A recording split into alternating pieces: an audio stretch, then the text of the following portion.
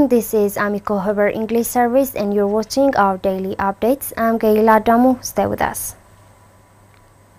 Ethiopia and Sudan have agreed to enhance cooperation more than ever on bilateral and regional issues of mutual interest. Abebe Brahani reports. According to Ministry of Foreign Affairs, Deputy Prime Minister and Foreign Minister AMECO held a productive discussion with the President of the Transitional Sovereignty Council of Sudan, General Abdel Fattah al-Burhan, in Khartoum. During the occasion, President al-Burhan expressed his satisfaction over the signing of a peace agreement between the Ethiopian government and the TPLF and affirmed Sudan's unwavering support to its full implementation. The President has also underscored that Sudan will not tolerate and harbor any elements that attempt to derail the implementation of the accord or attack Ethiopia from the Sudanese territory. The two nations have agreed to settle border relation issues bilaterally through the agreements signed beforehand. Existing mechanisms as resorting to force will not result in a durable solution. Regarding the Grand Ethiopian Renaissance Dam, the two sides stated their conviction that the goodwill and cooperation between Sudan and Ethiopia will contribute to the attempt to address the differences in a trilateral manner. The Sudanese President al-Burhan and the Deputy Prime Minister AMECO have agreed to jointly prevent illegal human, arms and drug trafficking in the border area. They have also agreed to enhance cooperation more than ever before on bilateral and regional issues of mutual interest. Earlier, Deputy Prime Minister and Foreign Minister AMECO also held talks with Sudan's Vice President Mohamed Hamdan Daglo and Acting Foreign Minister Ali Al-Sadiq. During the discussions, AMECO emphasized that cooperation should be given to strengthening people-to-people ties between the two countries. Minister of Foreign Affairs of Sudan, Ali Al-Sadiq, on his part expressed that Sudan is happy with the signing of a peace agreement between the Ethiopian government and the TPLF. He also announced that his country will support its implementation and play a positive role. The minister also mentioned that the peace of one country is a peace for the other. He further thanked Ethiopia for its contribution and partnership in making the IGAD Foreign Ministers meeting held in Khartoum a success. A delegation led by AMECO has been attending the 48th IGAD meeting of ministers in Khartoum, Sudan. Secretary General Guterres said UN will fully support Ethiopia's humanitarian and development activities. Secretary General Antonio Guterres said the United Nations will fully support Ethiopia's humanitarian and development activities by mobilizing the capacity of UN agencies and appealing to the international community. Muadomulie tells us more. Guterres made the remark at the joint press conference he held with the African Union Commission Chairperson Moussa Faki Mohamed at the end of the 6th African Union United Nations Annual Conference in Addis Ababa. Responding to questions posed by journalists, the Secretary General Antonio Guterres said the United Nations will support the African Union-led peace agreement implementation, the rebuilding effort in humanitarian aid and development of the country. We appeal to the international community to support Ethiopia in its development. There is not a better way to consolidate peace than developing the country. According to him, the United Nations is ready to fully support the African Union and the parties in implementing the peace agreement. But the United Nations believes in African leadership to solve African problems, he underscored. Furthermore, the Secretary General stated that the United Nations will continue to appeal to the international community to support Ethiopia's development. Creating the conditions for the people to see the peace dividends, people to see how peace contributes to improvement of the living conditions of the citizens of the country. He underscored that the United Nations will be in the first line of advocating for international support for the development of Ethiopia in this crucial moment of the country. Above all, the Secretary General pointed out the need to create favorable conditions for the people to see the peace dividend, as implementing the agreement will improve the livelihood of the citizens. Ambassadors of Sweden and Switzerland to Ethiopia said Sweden and Switzerland will continue supporting humanitarian activities in Ethiopia. Brian Workana has the details. Following the peace agreement signed in Pretoria, South Africa, the government of Ethiopia has been intensifying its efforts in making humanitarian aid widely accessible to northern Ethiopia, including the Tigray region and other areas. In addition to using its capabilities, the government is undertaking a wide campaign for humanitarian aid by coordinating with international aid organizations. Accordingly, the delivery of humanitarian assistance is being undertaken through multiple corridors. Sweden's ambassador to Ethiopia, Hannes Henrik Lundqvist, told INA that his country has been supporting humanitarian aid to affected communities by drought and conflict in Ethiopia. Sweden has increased its humanitarian support quite substantially the last 2 years, and Ethiopia is a priority country for us when it comes to support humanitarian efforts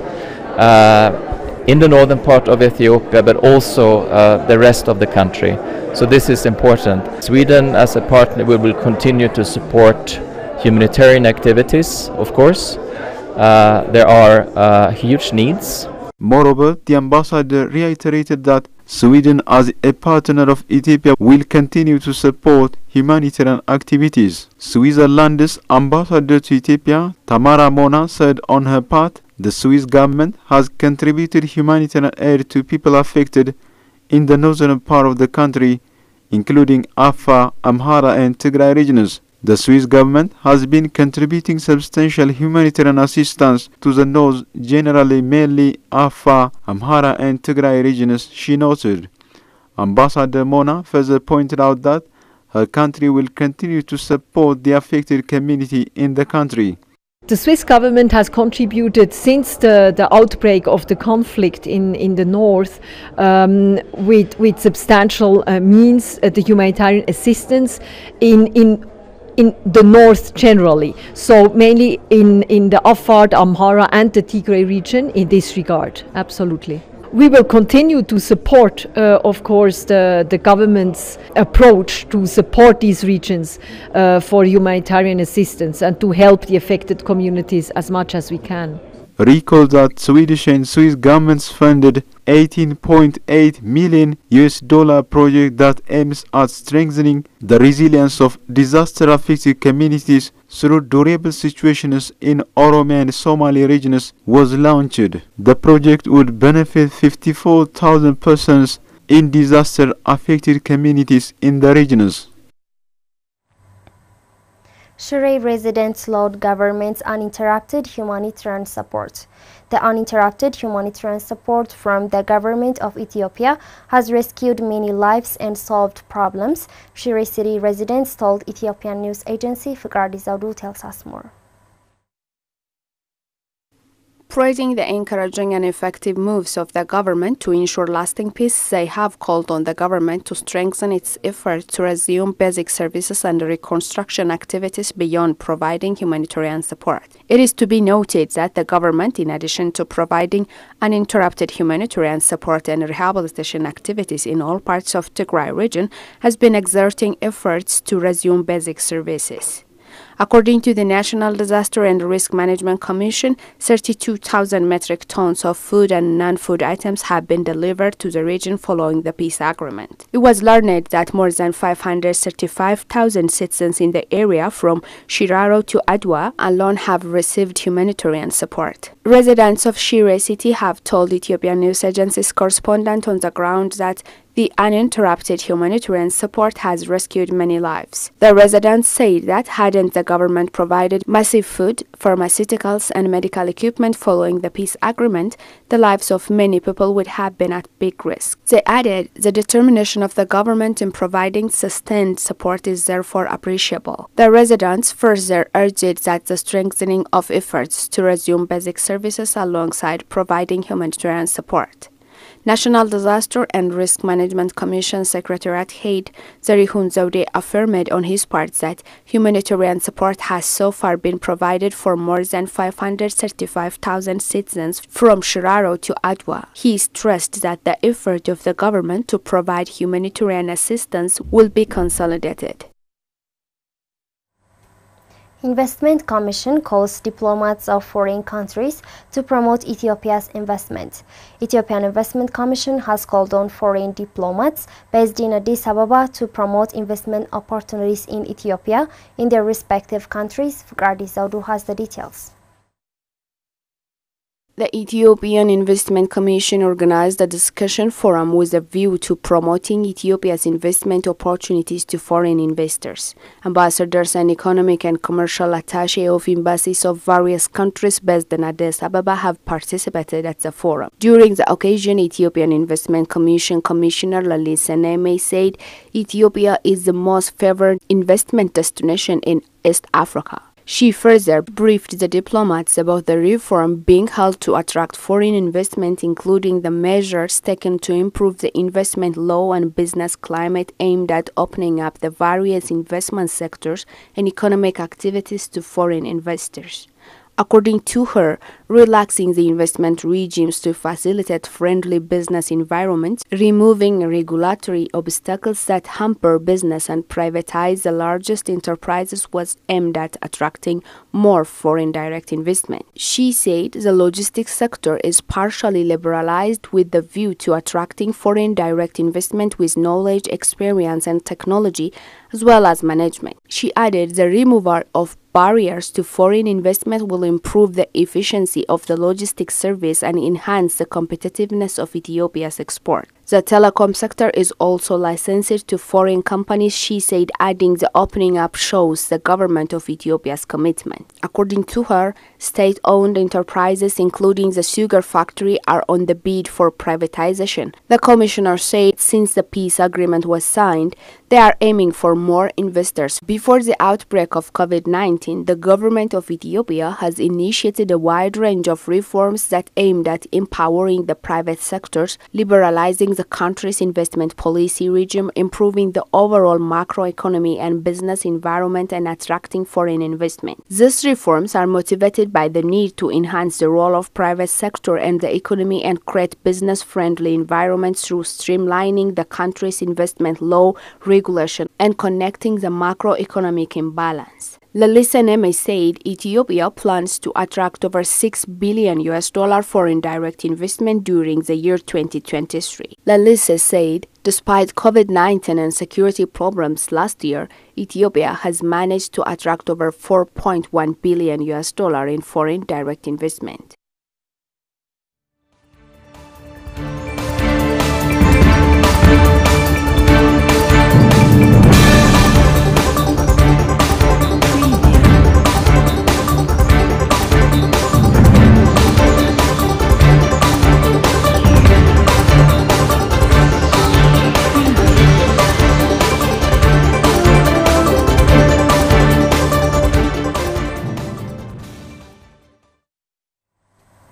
You're watching AMECO Haber English service, and now let's proceed to news beyond borders. 7 East African countries signed IGAD agreement on free movement of people. East Africa's Intergovernmental Authority on Development, IGAD, signed an agreement on the free movement of people on Wednesday as representatives from the 8 African countries gathered in the Sudanese capital.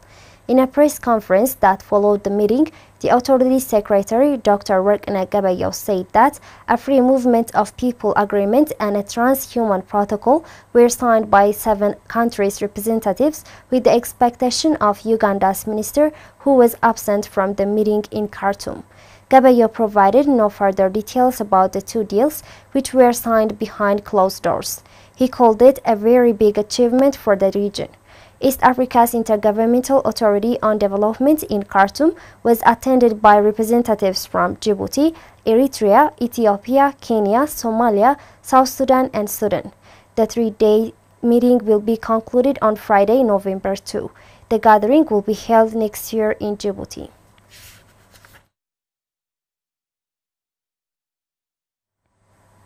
Somalia promises incentives in a bid to attract investors. Leaders of the federal government of Somalia, its international partners, and a cross-section of Somalians gathered in the capital on Monday and Tuesday for the country's first ever international investment conference, an opportunity for the world to appreciate the progress being made by Somalia on the political and economic front. Burhan Workana has the details. President Hassan Sheikh Mohamud touted his country as a favorable investment destination hours after insurgents launched a deadly attack on a hotel in the capital.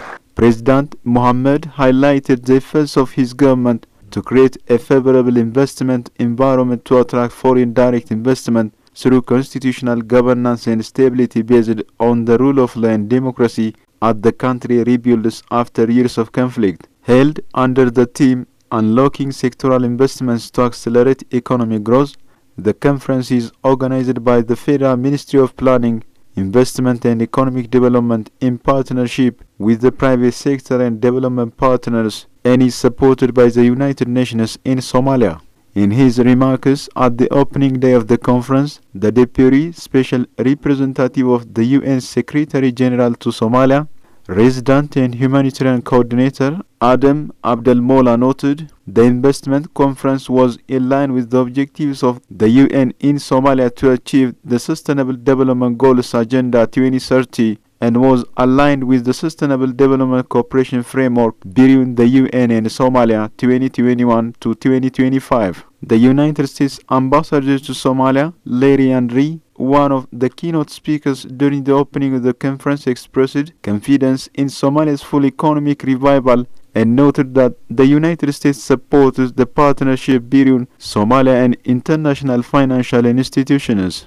In recent years, Somalia has normalized its relations with the International Monetary Fund, the World Bank and other international financial institutions after 30 years outside the international financial system. The U.S. ambassador said ongoing reforms to have Somalia qualify for debt relief through the highly indebted Poor Countries Initiative will ensure the flow of significant resources to support reconstruction efforts. The Somali diaspora continues to play an important role in providing much-needed financial remittances, which are key to boosting economic growth in the trade, hospitality, banking, fishing and real estate sectors. In the recent past, Somalia has focused on improving infrastructure, regulating import and export standards, accession to international and regional trade mechanisms such as the World Trade Organization and the African Continental Free Trade Area. The gathering held that Somalia's strategic location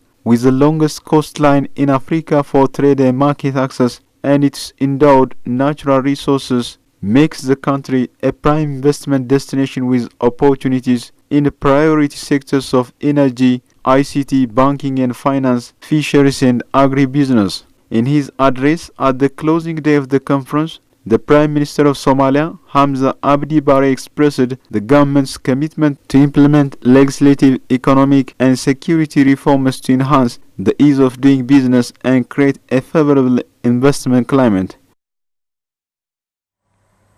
This is AMECO Heber English service, and now let's take a look at the foreign exchange rate.